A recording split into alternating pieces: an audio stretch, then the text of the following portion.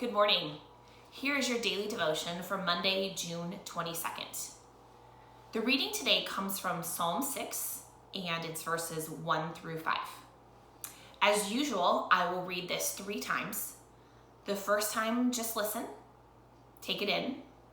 The second time, try to pick out one word that stands out to you for whatever reason. And the third and final time, try to pick out a phrase that stands out to you, and especially is meaningful to you in your time right now. All right, this psalm is entitled A Prayer for Deliverance. O Lord, do not rebuke me in your anger, or discipline me in your wrath. Be gracious to me, O Lord, for I am languishing. O Lord, heal me, for my bones are shaking with terror. My soul also is struck with terror. While you, O Lord, how long? Turn, O Lord, save my life. Deliver me for the sake of your steadfast love. For in death there is no remembrance of you. In Sheol, who can give you praise? All right, this time through, just try to pick out a word that stands out. O Lord, do not rebuke me in your anger, or discipline me in your wrath. Be gracious to me, O Lord, for I am languishing. O Lord, heal me, for my bones are shaking with terror. My soul is also struck with terror. While you, O Lord, how long? Turn, O Lord, save my life. Deliver me for the sake of your steadfast love. For in death there is no remembrance of you. In Sheol, who can give you praise? Okay, and for the final time, try to pick out a phrase that is meaningful to you in your life. O Lord, do not rebuke me in your anger, or discipline me in your wrath.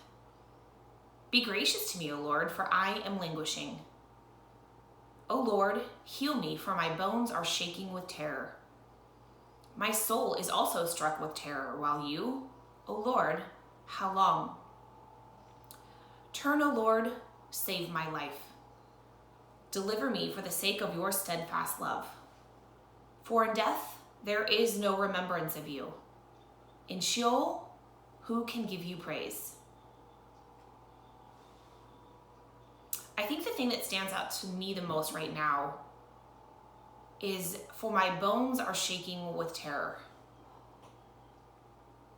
And what's happening right now is King David is praying or writing to his God.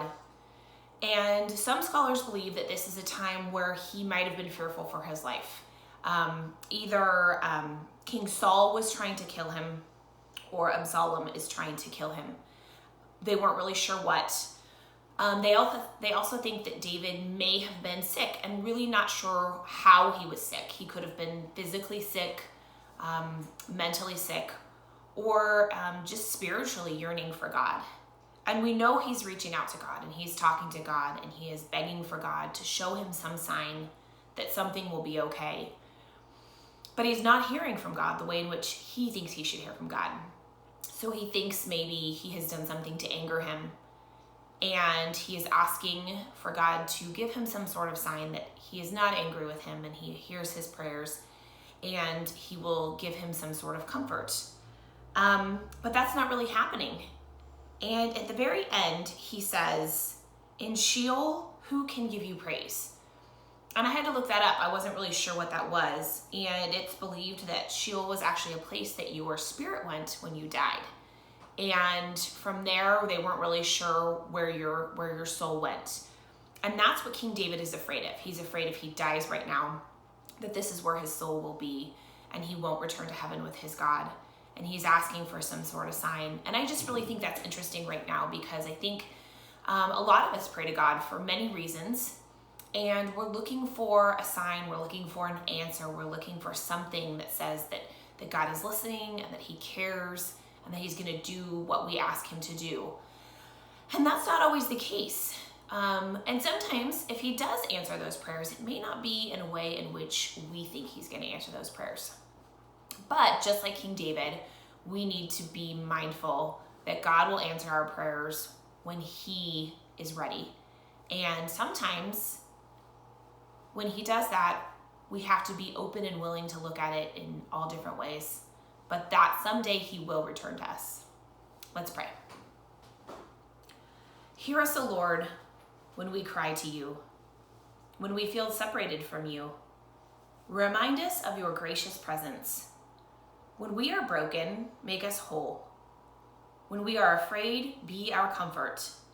For you alone save and give steadfast love. Amen.